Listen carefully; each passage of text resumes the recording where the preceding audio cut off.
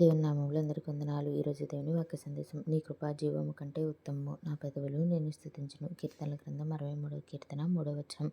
దావీదు రాసిన ఈ కీర్తనలోని వచనాలను చూస్తే దేవుని కృప ప్రతి ఒక్కరి జీవితాల్లో ఎంత ముఖ్యమో, ఎంత విలువైనదో తెలుస్తుంది.